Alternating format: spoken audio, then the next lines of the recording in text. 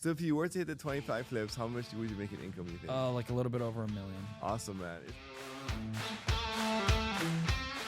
What's up, guys? We're here with my good buddy, Sergio Vega. He's a real estate investor, fix and flipper out of Las Vegas. And last year, he made over $500,000 working 35 hours a week and spending $0 on marketing. So welcome to the show, bro. Thank you, brother. Thanks for having me on, man.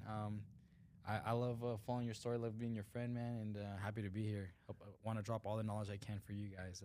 Super appreciate it. I mean, just watching your story, like as you're like, so we've known each other for maybe a couple of years now, and just seeing like how you've kind of started to ascend and do different things. Just super inspired by just what you've been doing, like in the past couple of years.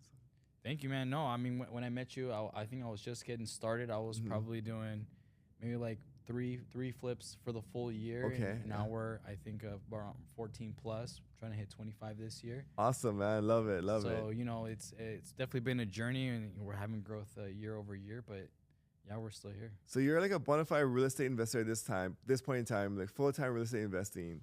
But what were you doing before real estate investing, and how did you kind of get into it? Yeah, so before real estate investing, I was a middle school science teacher. Middle school science teacher. Yeah, okay. yeah, Over here fun. in Vegas? Oh, in Vegas, yeah. I taught in 2 schools, and it's a pretty interesting job. It's fun. The kids are crazy, but I always knew that I wanted more for me and my family.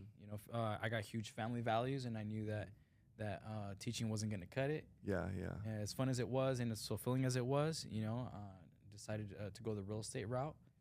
And I taught about 4 years, and then it took me like about 2 to 3 years to get out of that. So when you're teaching, how did you hear about real estate investing, or what was the transition that made you even want to leave your job?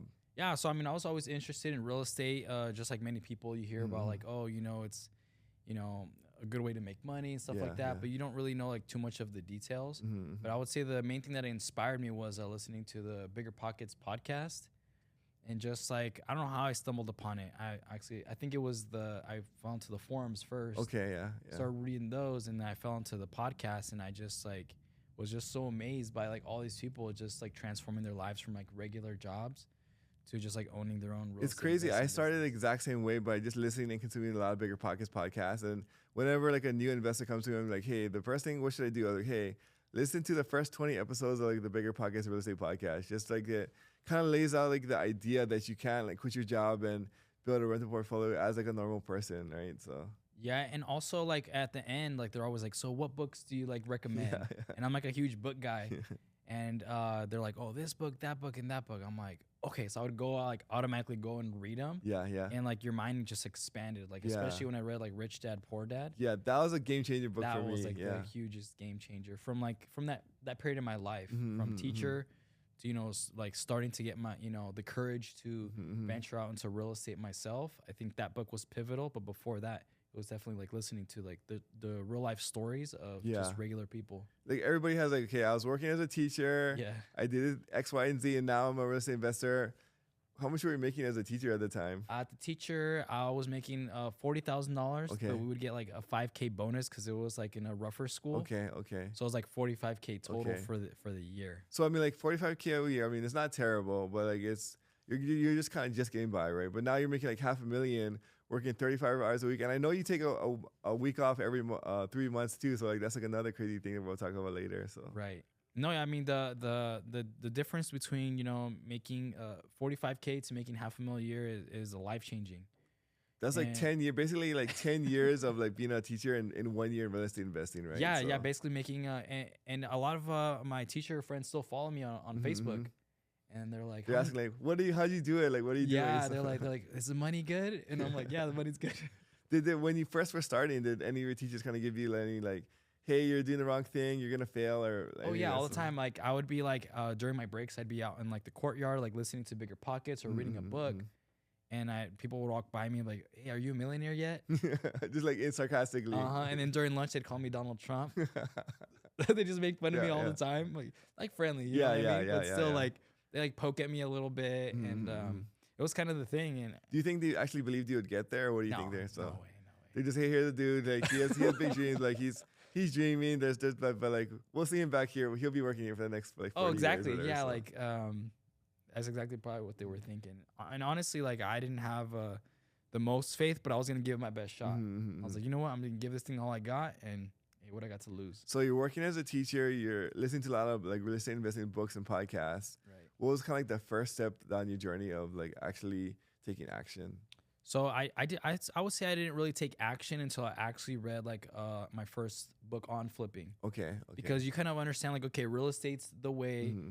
owning businesses is kind of the way to the freedom or to a higher income, but like kind of like the specifics on how to do that, like step by step by step. Yeah. The real practical tactical parts, tactical parts. You know, after I read the first book that I read was the Flipping Blueprint.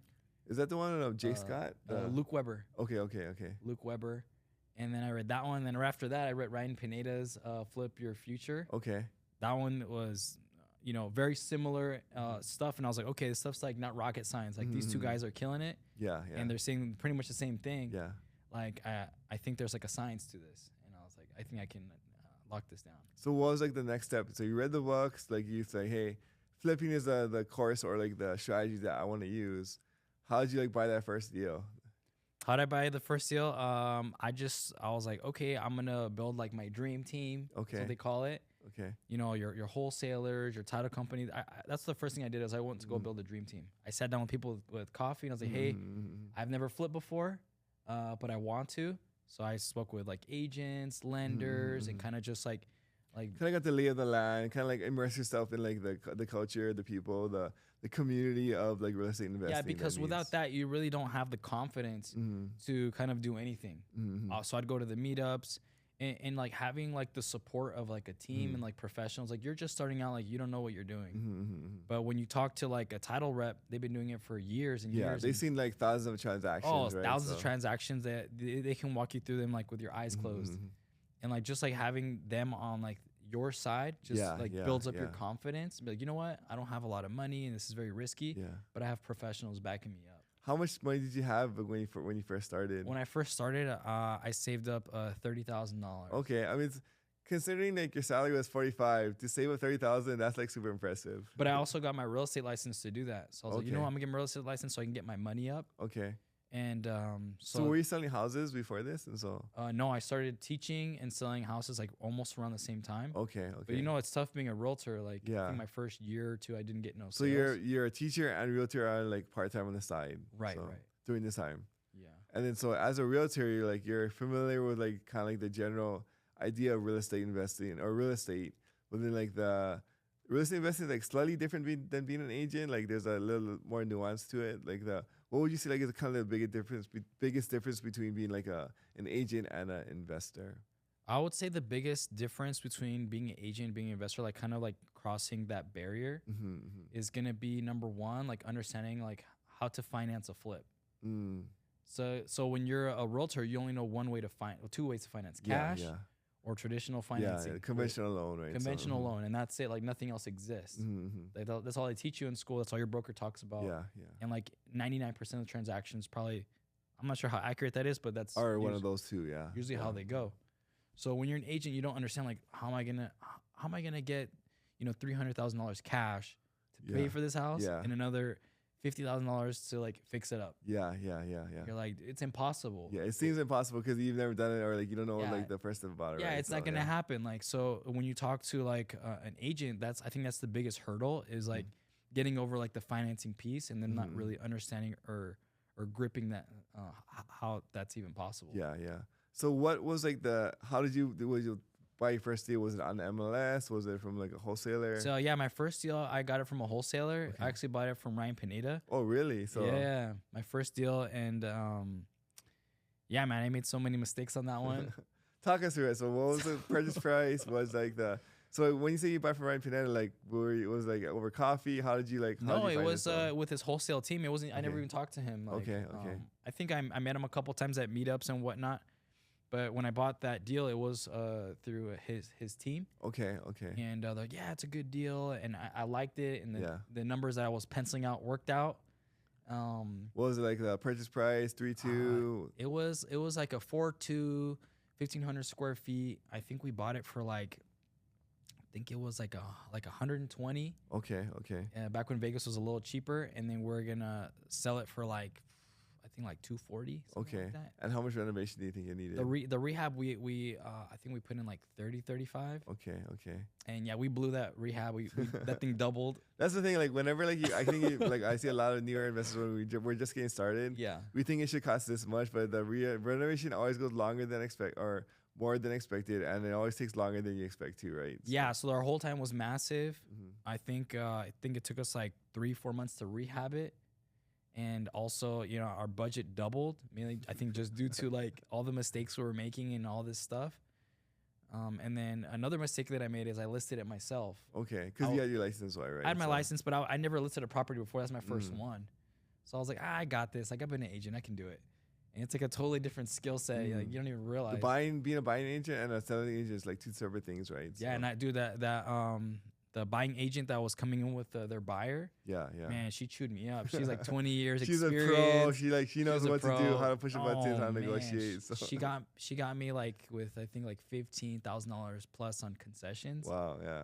And I already went over budget, so I think it swallowed up my entire profit margin. I think we made like $2,000 on it. Okay, but I mean at least it's a positive. I mean like. Anything like your first deal is also more for experience than just trying to make a lot of money, right? So for sure. And after that, I was like humbled. Put my tail between my legs, and I actually didn't look at any. I didn't buy my next flip for another year. Oh wow, that's good. Just because of the experience you had on that first deal. Yeah, it was just like traumatizing. Like I did not expect after all that work that I put in. I was like, there's no way like I'm gonna not make a little bit of money. But dude, it was pretty devastating for me, and I know people pick themselves right back up after like something like that. It wasn't even that big of a loss, but it was a win, right? But I mean, like, you still made money, just not as much as you expected. It was more on my ego, I think. Like you're not as good as you are. I think you are. Yeah. Something that's also healthy in life, right? When we kind of like being humble is also like it helps you to appreciate it when you actually do like have success. If you just had a win from the very beginning, you probably would have thought you're like, I'm the man. Like, it would have gone too easy. Might have been like less cautious in the future too. And you do see that. You see like guys that get like their first 3 wins and they just start going a little bit too like over leverage. Yeah. And they get slammed on the 4th flip and then they're wiped. Yeah. So you do see that pretty often, and you're right. I think it's a blessing I got wiped on the first one, and it was like amazing. And you was like able to recover. I mean, when you say wiped, you still made like $2,000, right? But it's like but you didn't make like the 60 or 70 that you thought you would have been. Yeah. So that's how that one went. And but after that, you know, I started. I got more coaching at that point. You know, filled in the holes that I was missing when it came to like the contracting side, and a lot of learning lessons during this time. So like you went through one deal, and then like you made a few mistakes. You lost like the opportunities, and as far as like the rehab went longer, and like negotiating back in. But like you're back. You went back and you analyzed all the different parts you did, and you started to like get better at each aspect of the process. Yeah, that's what it took. We just took like one piece at a time and just kept like making it better and better throughout time, and we're able to do 14 flips last year, and that's a record for us. That's amazing, man. Are you like a one-man show? Do you have a team? I have a team of it's me, my mom, my dad. Your mom and your dad. My mom and my dad. So wait, so did your mom and your dad start the business, or what is it? Explain that to me. So yeah, I mean we started it together. Okay. You know, they're immigrants from Mexico. Okay. You know, not too much education, you know, so they're just like trying. So really, you're the one starting it, and you're bringing them along. I was trying to bring them along as so we can all benefit. That's just like the Mexican in me, you know. We all win family in the together. Community. Yeah, I love that. And that's just my mentality, and I know a lot of the Latinos can relate to that. And so that's why I brought my parents in, more not so much for support, but more for like to support them. Yeah. And that was always kind of the game plan. But yeah, they're part of my team, and they've been at least somewhat involved since the beginning. Okay, so what does your mom do and what does your dad do on the team? It's totally different from when we started to like where we are now. So when you first started, like walk us through like the very beginning of like the flipping company. Yeah, sure. When we first started, my dad was helping the contractors. He would do a little bit of the work here and there. Same thing with my mom. She'd like run to the store, stuff like that. And just like basically just helping the contractors. We didn't know any better. We thought that was the best use of our time. So that's what we would do. And honestly, we just got in their way most of the time. I can relate to that. When I first started touring, like I thought like I should do all the work myself. So like I was on YouTube University trying to learn plumbing, flooring, electrical. I recruited my wife. Hey, can you help me floor this house and paint and stuff? And so, but like I think when you first start like flipping houses, that's your perception is like you're the one doing the work and like or at least part of the work. And then you watch like the HGTV shows and the guys are with the hammers and they're like they're breaking down. Cool. Yeah, like, they're making all the designs like with their hands, like oh the cabinet's gonna go here. In actuality, like they bring in the guy in for the hammer and then he hits like 2 strikes and then he's out, right? And then it's the contractors after that probably. It's just for like the show. Yeah. And that's actually like a huge influence from me was like I love watching those HGTV shows and you see like the guys showing up to the properties every day and that's what I was doing. Before and after, but like there's like the guy who's actually like running the renovations or making sure that work's getting done and stuff. Right. But that was then. Now it looks totally different. Now my dad, he's a project manager, so he doesn't work on the flips, but he hires contractors. Okay. You know, he pays them, like he writes the checks out. He writes contracts. Okay. You so know, he's not actually like swinging the hammer. Like he's like just making sure that like things are getting done. Like an actual project manager. You know, he's like making sure like he sends us like videos every week. He walks the videos one time a week. Okay. And then creates like a to-do list and keeps like the contractors accountable. So he's really good at that. And then my mom, man, she's a superstar. Yeah, she's right now she's like the training to be like the financial manager. Okay. She's taking on I would say 80% of those roles. She does a transaction coordinating. Wow, so she does finances and transaction coordinating. Yeah, we got her certified in the state of California as a transaction coordinator. Wow. It's that state of California. State of California. Well, I mean, I was like, hey, a TC is a TC. Okay. So, but she can still practice inside of Vegas, though. No, she's just for our team. Okay. But I wanted her to have like the best training possible, so she could like do the best work that she could. I didn't want her to like set her up and be like hey, go do this job and I'm gonna like train you like the way I train you. I was like, no, I want you to be like certified to do this job. So you got like actual training, professional training outside of like your team. Exactly. Yeah. So that's part of like the growth that we've had is we've all had professional training like at some I love it. So you got you working, your mom and your dad. Do you guys have any other team members? We have Antonio. Okay. He's our VA from Mexico. Okay. But he grew up in Baltimore. Wow. So he was in Baltimore, but he moved back to Mexico. So he's like an expat. Yeah. So you talk to him, and he didn't sound like a Mexican. He sounds like a dude from Baltimore. Okay, that's funny. So it's cool. You know, he's on the team. And man, he's a rock star. What is his role on the team? His role, right now he's running our SMS campaigns. Okay. So he's like SMS is like our texting campaigns. Like so. We just started reaching out to sellers directly. Okay. We used to source our deals elsewhere, but now we're starting to expand and we just need more deals. So he's in charge of that market. It's like a marketing. What does that look like? So what is texting? Can you explain how that works? Okay. So so we just text the homeowner, hey, you're interested in selling your house? Yeah. And from there, most of them say no. Yeah. Or stop texting me, whatever. But we're basically just looking for people that are motivated to sell their house. Okay. And just continue having that conversation with them and help them with whatever best works for them. It may not always be like the flip that we want. But there's different solutions that we can provide to them, like listing their home, maybe partnering with them on the flip, or just straight out just purchasing the property. So it's kind of like a cold outreach to like thousands of people. Like how many texts do you send out every single day? We're sending about 20,000 a month. Okay, so wow, that's like 1,200 a day. Yeah. So decent size. So you send out 12,000 texts. Hey, have you thought about selling your house? And then like, what's like the typical response that you guys get back? Not good. But we have like a 14% response rate. You know, people are hitting us back up. We just started it like not too long ago. You know, but Antonio's a rock star. He got it going, and I think we got like 2 appointments last month. Like, is there people like, so there's probably people like, how'd you get my number? Like, take me off your list. Honestly, I don't even read the stuff because Antonio's like fully in charge. Okay. Like, I kind of go through like once a day or once a week. I kind of go through and kind of just check what he's doing. But yeah, I the nitty and gritty. I wouldn't even be able to like answer you those questions because he's just a strong like I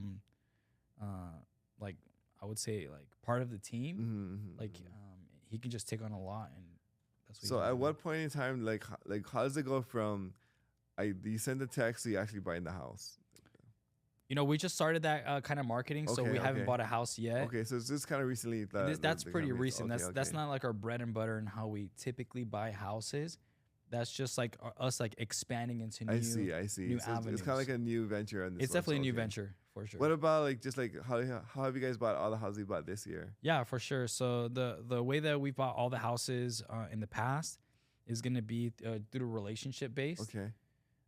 We mainly buy I would say our flips from wholesalers. Okay. And I know people say that wholesalers don't send very good deals. That's been my experience. Every time I see one from a wholesaler, there's like a 99% chance it's gonna be like a bad deal. Yeah, and no, that's our reality also. Like we're not different from you guys. Okay. But you know, for us, we decided like, okay, like we're just gonna go down this avenue and we're gonna try to get as good as we can at it. And we figured out that if you increase volume, then that kind of problem goes away. Yeah. Okay. So you talk to enough wholesalers basically. Yeah. So if you know, like when I ask most flippers like that don't work with wholesalers, like, hey, how many wholesalers do you have that send you deals? And the majority of them say like from 4 to 10. Okay. Okay. I got 10. How about you? How many wholesalers do you have that send you Like deals? one. Okay, like one. Yeah. So like for us, I think right now we have 470. 470 wholesalers 470. in Vegas. Yeah, in Las Vegas. That's crazy. Like, how is there even that many wholesalers? That's crazy. I personally think that there's around like 4,000 to 6,000. Wow. And I consider wholesaler anyone that wholesales one deal a Okay. year. Yeah.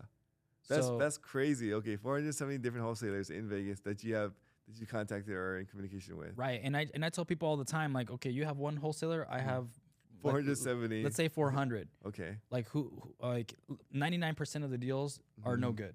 Yeah. But out of all that exposure, who do you think is gonna see like more opportunities? Me or you? Yeah. No, definitely. I mean, like if you're looking through that many deals, and how many deals is that you're kind of like reviewing every single day? Yeah, so I would say for every 100 wholesalers, you get about 2 deals sent to you like a day. Okay. Yeah, so right now we have 400, so it's around like 10 to 15 deals sent to us daily. Wow. Okay. And then you're the one kind of like analyzing it and making sure like what's your process to kind of like vet the deal. So for us, when they send us a deal, I have a underwriter. So it's either Antonio or my mom, and she goes through the deal, and we have an underwriting process that's already like I would say recorded, and we have our process, so they're not sending crazy offers that offers that I can trust. And then they underwrite the deal. If it's close enough to their asking price, then they send it to what's called the hot sheet, and the salesperson is in charge of the hot sheet. Okay, that's me. So if I see something on the hot sheet, I'm calling up that wholesaler. I'm saying, hey, I need to walk this property ASAP. And then I just hound them for a couple days, and that's usually how we get it done. So I mean, like, when you call up the wholesaler, what does that conversation kind of look like? So anything that goes in the hot sheet for us, the threshold is $30K. Okay. So if $30K profit. No, $30K within their offer range. Okay. So let's say like they want 300 and we're at 270. So I got you. Right, because like majority you can't be like too low. Like if they want 300 and you need it for 150, then like that's it's because like it's also the best use of my time. Because if imagine how many deals we're getting every week. I can't walk all the properties. I just don't have enough time. Yeah. So we focus on the ones that have the highest chance to convert. So when I get a deal and it hits our threshold, it hits the hot sheet. I'm like, okay, I'm gonna call this guy up, and the first thing that I do is I just go walk the property. Got it. Because you'd be surprised how many investors or flippers like walk properties. No, I mean we don't want to walk a whole lot, honestly. There you go. It's so time consuming because you gotta like drive down there, like get the lockbox or whatever. It's just like how many like properties are you actually walking every single week? My goal is to walk 5. Okay. So I mean like that's like it's probably like an hour or whatever. You gotta drive there, you gotta like whatever. So it's just so time consuming to like go to walk these properties. It is time consuming, but that's just like our sales method, and that's what's working for us right now. So you walk like 5 properties a week, and you buy like a little over a deal a month. So out of every 20 properties you walk, you like pick up one. Is that kind of like the? I know out of like every property on the hot sheet, it's around like 80 to 1. Okay, well, so out of 80 properties on the hot sheet, you guys end up buying one deal. It's around there. It's like 60 to 80. I don't know the exact number. I don't keep my metrics like super cleaned up. Yeah. But I'm kind of like eyeballing it. But it's so like you're on the hot sheet. You're making offers on every single one of these deals, basically. Well, we send offers on everything. Like, and so if not it's even on the hot sheet too. Yeah, if it comes to us, we're sending an offer. Okay. If it's low, we apologize. Okay. Yeah. Right? You don't want to make anybody mad. Yeah. So how many offers are you guys sending out every single day on this? Whatever we get. I mean, if we get 10 a day, we're sending 10 a day. So if you get 10 a day at like 30 days, like 300 offers a year, I mean a month basically. Yeah. Okay. Thousands a year. Yeah. Crazy. Okay. So it is kind of like a volume game to be able to find some of these deals, right? Right. So I just took like kind of the wholesale kind of method, and I kind of I've always heard coaches say, volume is the answer. Volume is the answer. And I just thought about like this little pipeline that worked, because I'm sure you bought a deal from a wholesaler before. Yeah, we have. That means that's the pipeline that has worked. Yeah. All you got to do is figure it out, and then you got to scale. And that's what we did. I was like, I'm going to double down on this because it's worked before, and I'm going to figure it out, and then I'm going to scale it. So like picking one strategy where like I've seen like success here. I've done a deal here. Right. Why not do all my deals here? But I just got to do like more scale. So I did one deal for 1 year with this many like offers. If I just make like X number of offers, I'll do like way more deals, right? And so yeah. And I mean, it's got us to where we are, and I think this year we can hit the 20-25 flips a year mark. So if you were to hit the 25 flips, how much would you make in income, you think? Like a little bit over $1 million. Awesome, man. It's crazy. So you went from a teacher making a little over 40 grand a year to now being a real estate investor, possibly making $1 million this year in income. Yeah, and I think I quit teaching like 2.5 years ago. Well, so you've only been in it for like a couple years. Full time, yeah. When did you have like the confidence to actually leave your W-2? I left my W-2 once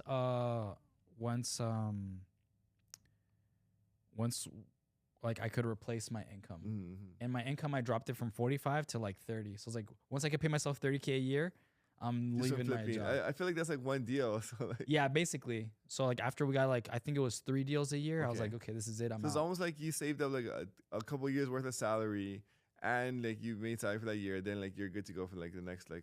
Right. That's what I told myself. Like, how long can I live off of this? And I told myself I can live like 2 years with no income.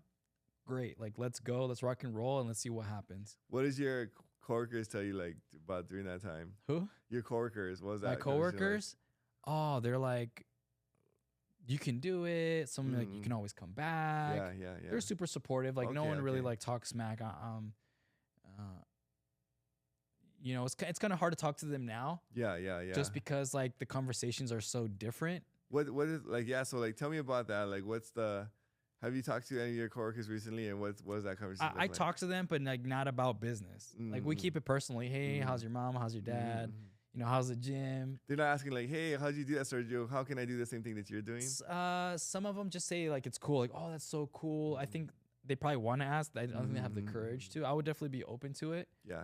But it is like an uncomfortable situation, like talking to someone about money, and like maybe they don't want to talk about it. Yeah. And I don't want to put anyone in that situation. Yeah. And it's weird because like being around like in the investor community, like we just talk about money all day, right? Like we're like, how much did you make? Like how much was this? How much was this? How was? Tell me the process. What'd you buy this for? Like, what was the cost? What'd you make last year?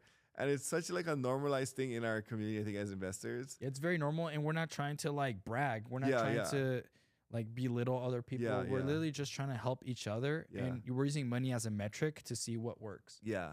But like someone that's not in our industry or in that field, and it's not normal to them. Yeah. If you start like kind of like telling them asking like what did you make last year, like it's very confrontational. I realize that too. I think even like in the home too, so like at family gatherings, like I don't ask. I think just like it's a weird like dynamic where like just it's so normalized for us to just talk about money and like because it's just we're slinging deals like left and right all day every day, right? So just 50 grand, 100 grand, whatever. This is what it costs. But then like one night, it's funny because I hung out with my old coworkers like a few weeks ago, and I was like, hey, so like like this to talk about money, and then I was like, oh, so my boy was like, oh yeah, I just got like a raise, like, oh, what are you making now or something, and then I could tell he was like, oh, I don't know if I feel comfortable like sharing that information, and it took me a little aback because I was like, what do you mean? I just told you everything.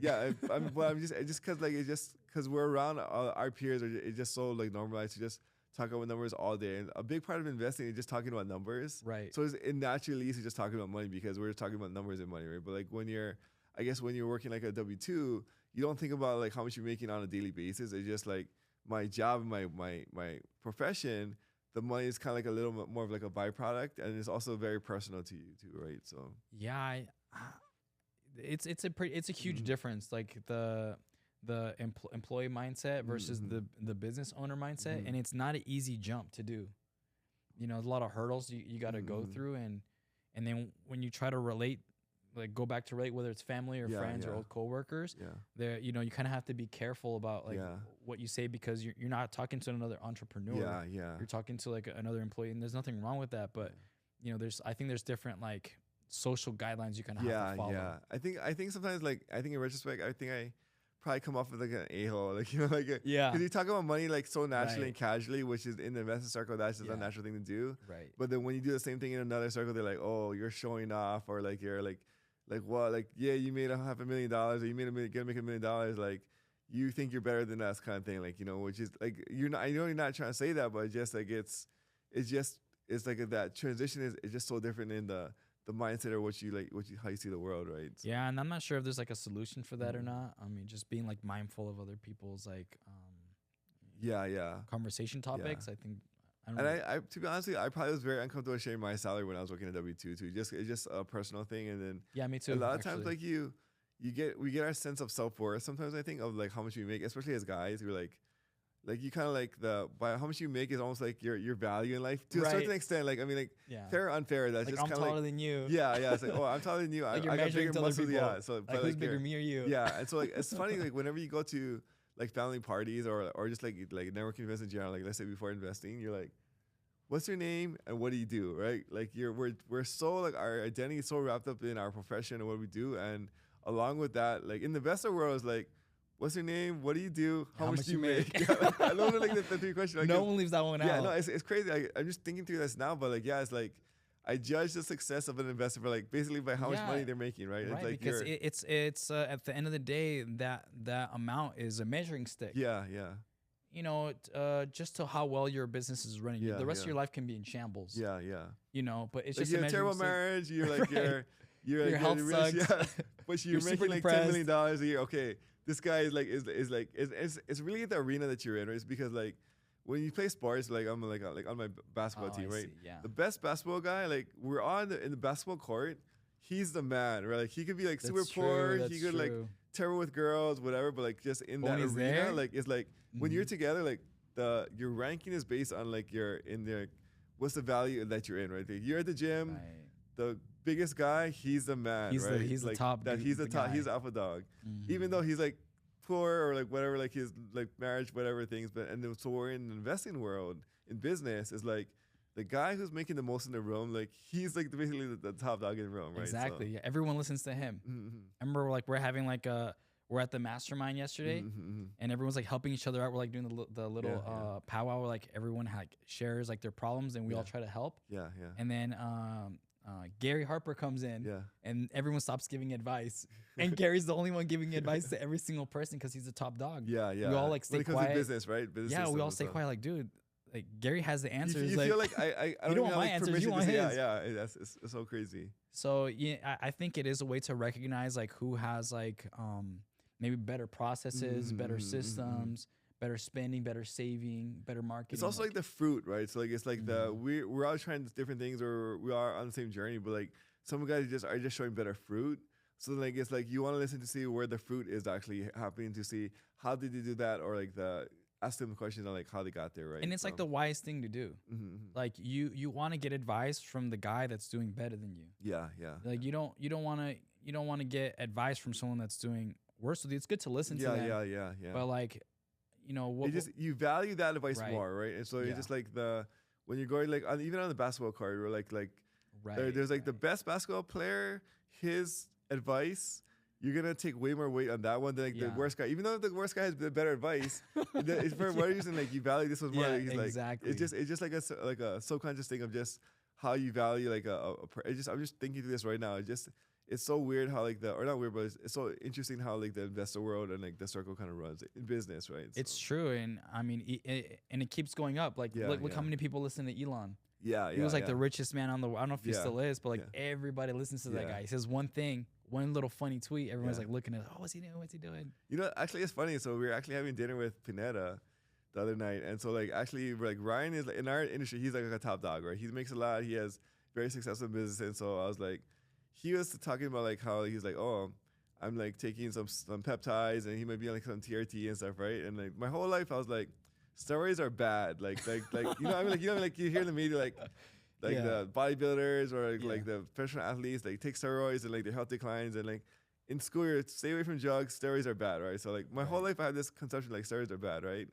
But then Ryan's like, yeah, well, I like in moderation is fine, and it's weird because like it got me thinking like, oh, maybe like steroids in moderation are not so bad. Like, you know, just because like you're someone who you really respect and admire, their opinion on not just business but life in general is like, oh, if he's doing it, maybe like I take the weight of his like opinion or advice like a lot more than other guys, like, you know.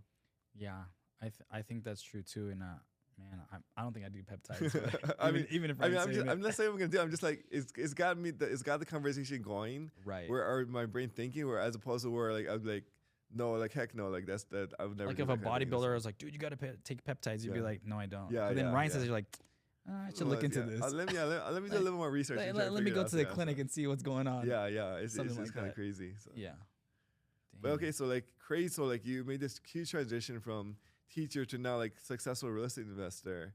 Like, what do you think is like the big catalyst that allowed that to happen? Because there's probably like a lot of guys here who are like listening who are like, I'm a teacher, I make $45,000 a year. How can I like make that leap to become like a real estate investor? You know, I've thought about this a lot, and I think I got it. And you let me know what you think, please, because I might be wrong.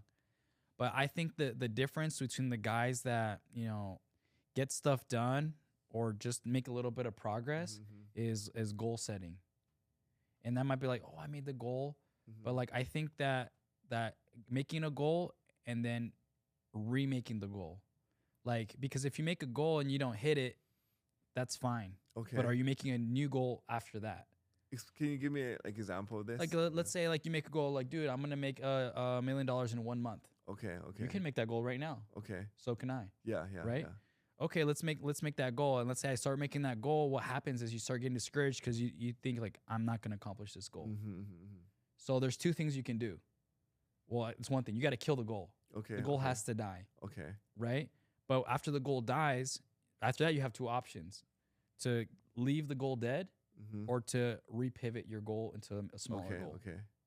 And I think that's what it is. The guys that keep going are the guys that even after the goal dies, because even after you accomplish a goal, your goal dies. Yeah, because what's the next goal? Or you have to keep constantly setting new ones. Let's say you like your goal is to run a mile. You run a mile and then you're like, okay, well, I'm done. And then like you stop running. Yeah.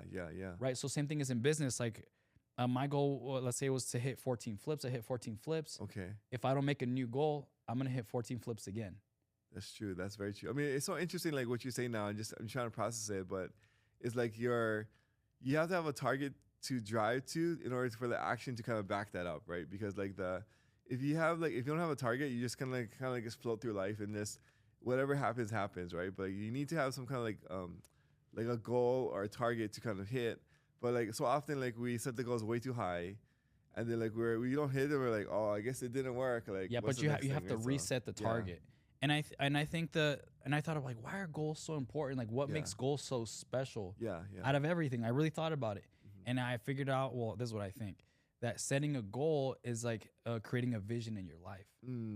And as you know, with no vision, you're gonna perish. Yeah. If someone or something has no vision, whether organization, person, business, they're gonna perish, and that's biblical.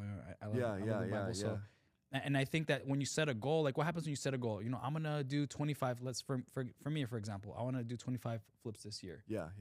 That I set a time frame and I set a dream. Those two together make a goal.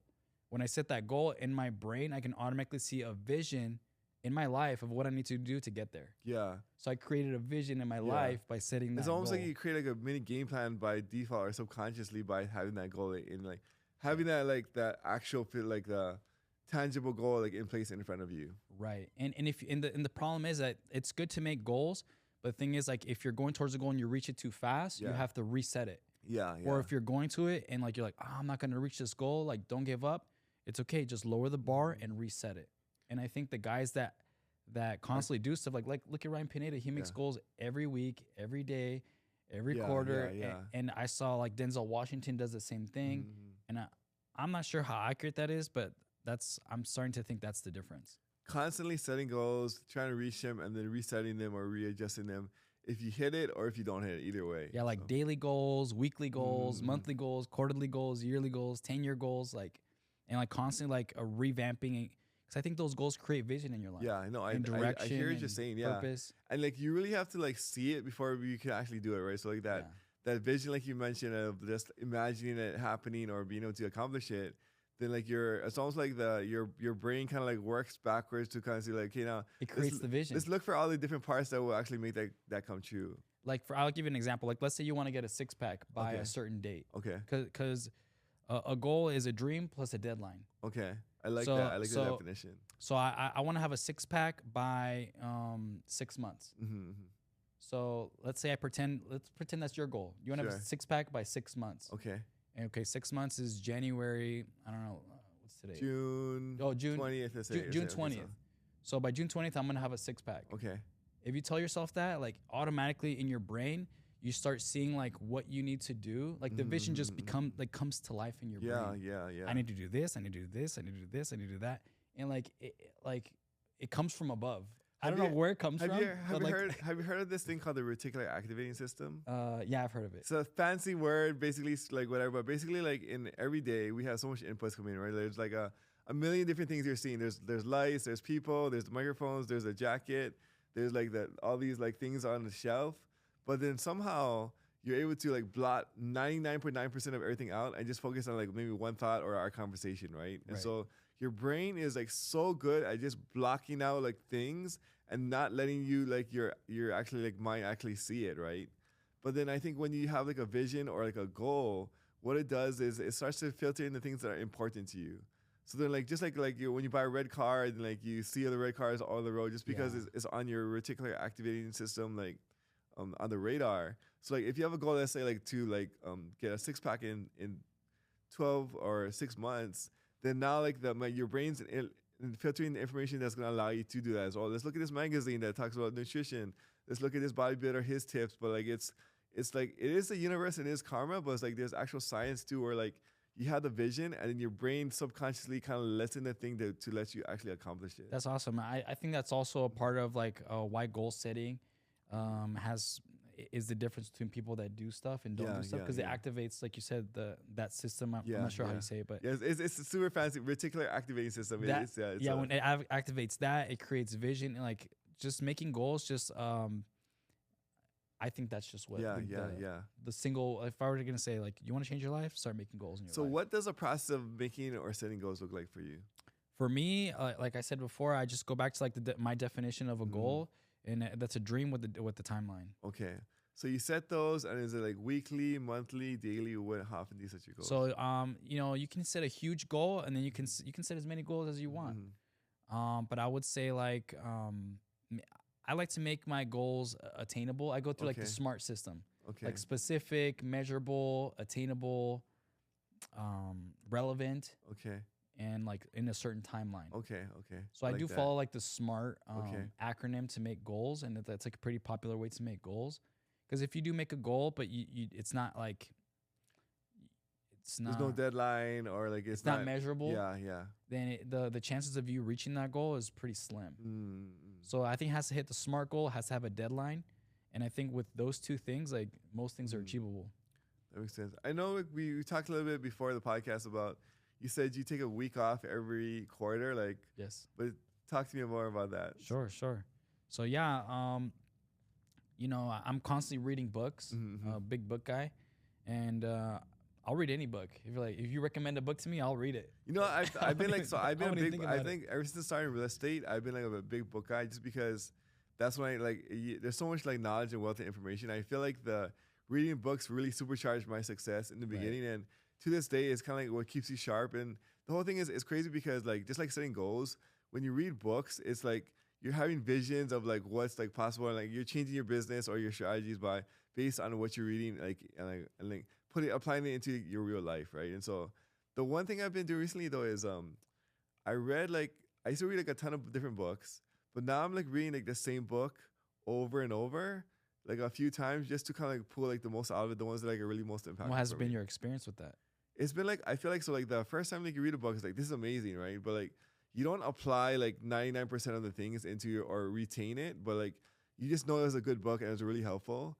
But then I feel like as I go through it like the second time slower, then I'm like, oh, okay, like let's immediately apply all the good points into my business. Then like it's way more impactful because I'm like the lessons that I'm learning is actually being applied to your business. And I think there's kind of like three different ways of coaching or learning. Like so like let's say like you learn something, is that you're getting the information or the knowledge, right? That's like the first level. The second level is that like you're actually like tailoring it to like your specific situation where like, hey, I got the knowledge. How does this apply to me? And what tweaks do I need to do to make it like actually applicable, right? And the third thing is like doing it like consistently or holding yourself accountable. So like there's like the different levels of like learning or knowledge where, okay, I learned the information, but I'm not applying it. I learned the information and I'm actually applying it or tweaking it to adjust my situation. And then, okay, I'm learning it, I'm adjusting it, and I'm like consistently applying it or consistently doing it over like a long period of time. So just the reading the book the second time helps me with like the implementation and a little bit of like the application or the daily accountability. That's awesome. No, that reminds me of when I was a teacher. Like, there's like the 3 levels of learning. Okay. The number 1 is vocabulary. You have to learn the vocabulary. Okay. Number 2 is you have to learn the ideas. Okay. Like the big general ideas. And third is you have to be able to apply. That's like the 3 stages of. That's good. I mean, like we're both saying the same thing in a slightly different ways, but like that's when you were cool. saying that, I was like, that sounds familiar. Yeah, that's very cool. Yeah, so like I would say, by being able to take a week off by reading that book. Okay. What book are you talking about? The 12-week year. 12-week year. And the book basically talks about how to cram in, a full year into 12 weeks. I like that. Okay. And, some of the ideas that resonate with me, some others do not. I recommend reading the book. It's a great book. Okay. But one of the ones that really got to me was setting goals for the quarter. Okay. Because if you set the goal too short, like there's not enough momentum for you to see any like results. Impact. Okay. And if it's too long, you'll kind of get like, I would say, discouraged. I see. Because the goal's taking too long. It's so far out. Like if you said like a 20-year goal, it's like I'm never going to see that. Or you might procrastinate. If you got to get a 6-pack in 2 years versus 6 months. That's a really good point. You're going to start working right away in the 6 months versus 2 years. You're going to, take. That's really good. So like you're turning your year into like a 12-week kind of like cycle, which is 3 months. So. Right. So you're kind of supercharged. You're creating the, pretty much the pressure of getting your goal done, which is good. A little bit of urgency. You're creating that urgency, but you're not creating too much where it's overwhelming. Yeah. And you're giving yourself enough traction or enough space, runway to see like actual progress. I like that. Okay. And so I like that. So I reset my goals every quarter, but like it's a very, I would say, intense kind of way to set goals because every quarter you're like constantly like almost exhausting yourself. Yeah. Because these goals are huge, and you're always have that urgency, like it doesn't stop. Yeah. So the book says that you have to take a week off at the end of every quarter. So work 12 weeks, and the 13th week you take it off. And you so like a forced mini vacation / reflection time or something. Vacation. So I like that. It's forced downtime.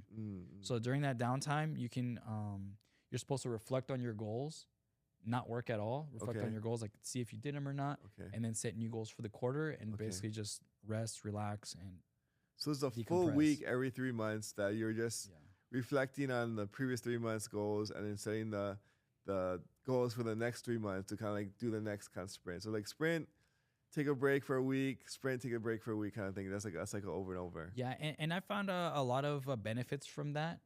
We just started doing that, I think, probably like a year and a half ago. Okay. And there's just so much progress we can make in a quarter, and then we can pivot like after that. Make it like kind of reset the goal or change the goal. I was just saying. Yeah, because you don't want to pivot before you have momentum, because then like you got to have a little bit of momentum, or at least like a track record or something where you can see like you can make good decisions based on what happened, right? Because if you pivot too early, you don't know whether or not this course of action would have worked or not, right? Yeah, So, and if you pivot all around the course, it can be a little bit confusing. yeah, yeah.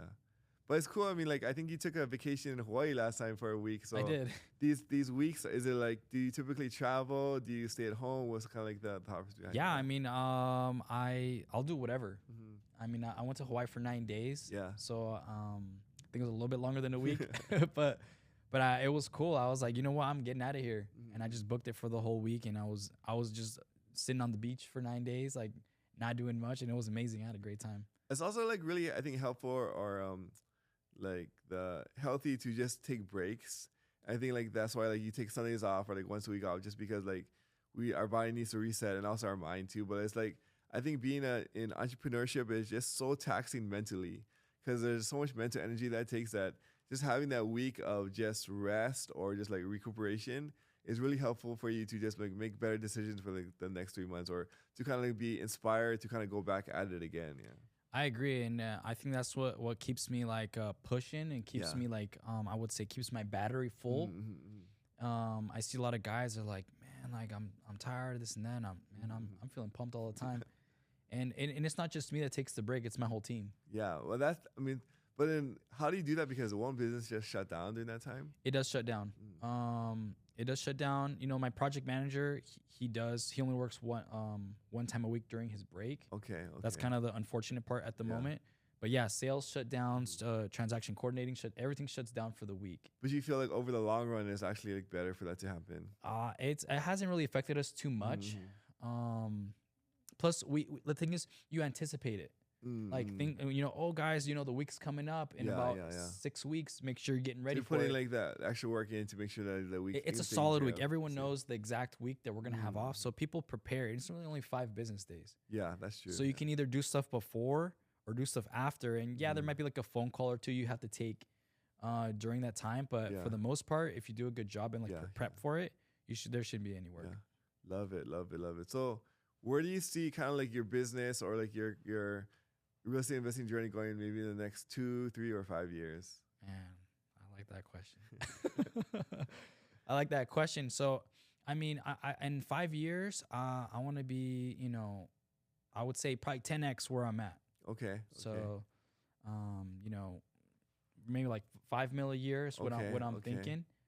And I think it's 100% like doable. It's so crazy. Like you casually 100% believe that you can make $5 million a year in the next 5 years. Yeah. Or like that. And like to me, like if you like coming from when I was working at like a W-2, like I'd be like, that's stupid. Like you're just like dreamy. Like I mean, like that's not even like that's not even like real, right? Right. But it's crazy because now that we're in these different rooms and I know you personally, I'm like, dude, you can freaking do it. Like I 100% believe you can make it there. And it's just so crazy to see like the opportunity that just real estate investing has given both of us, just as far as both like freedom of time and just like but also like income wise and like lifestyle, like, and so it's to me, it still kind of blows my mind sometimes. Like the big thing to me, I think, is the vehicle that we're in is what allows us to get there, because you are probably like working just as hard as a teacher, right? Like, I mean, you're working more than 35 hours a week as a teacher, right? Like but then like the results was like here. You working 35 hours a month or a week as an investor. Now your results are here, and like it's just compounding to get to that 5 million. It's not like you're working extra. You're just compounding your success, right, in the right vehicle that you're in. I don't think the vehicle is real estate. You don't think so? I think the vehicle is business. Okay. I truly think that. I think that if you apply the business principles that we're learning, like if I see a guy, like I met a guy this week. He's like, yeah, I made 150 doing flooring. Yeah. I was like, dude, you made 150 a year flooring? Yeah. He's like, yeah. He's like, but I want to hop into real estate because that's where the money's at. And I was like, you know how many people would kill to make 150 in flooring, and how long that takes? I was like, how long did it take you? He's like, years. And I'm like, all that momentum, everything you've learned. I was like, if you applied business coaching instead of real estate, like you could pretty much start a flooring business. You mean you can start 3xing your business year after year after year.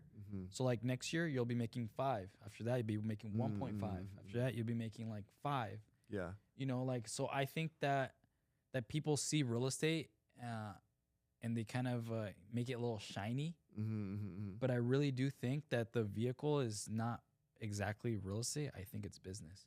I think I agree with you to a certain point, or like, so I think like a W-2 will get you from like 0 to 100,000, right? Right. I think real estate investing, like let's say flipping or these things, can take you from like 100 to like 1 million or 2 million, right? But then if you want to go exponential to the 5, that's when you have to do business, like like the. But just because real estate is such a big transaction commodity, that like you can get like a $50,000 check or $100,000 check in one transaction, that can be life changing for like a. And it's easier to get into real estate investing than it is to do a small business. I don't know. That's like I'm still kind of figuring this thing out, but I agree with you too. Like I feel like a certain point. Well, and the reason I feel so strongly about that is because I was looking at like the Fortune, like top richest dudes in the world. Yeah.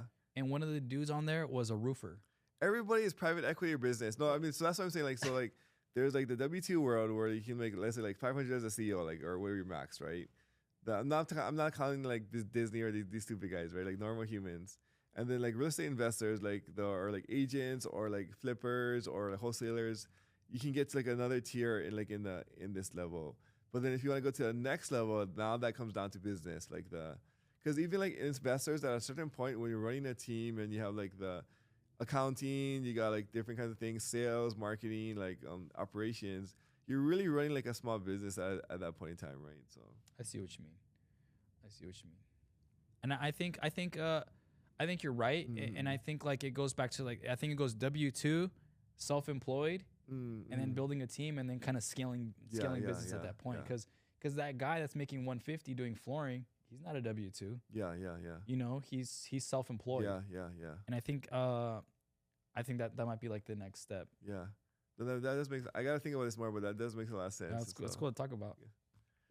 But I mean, people who are just kind of just starting out, right? So like they see your success from like a teacher to now being pretty successful as an investor or a real estate investor or businessman, depending on what you want to call yourself. What advice would you give to somebody who's on the fence thinking about it, but we want to help this guy to kind of like to take the next step or get to the next level?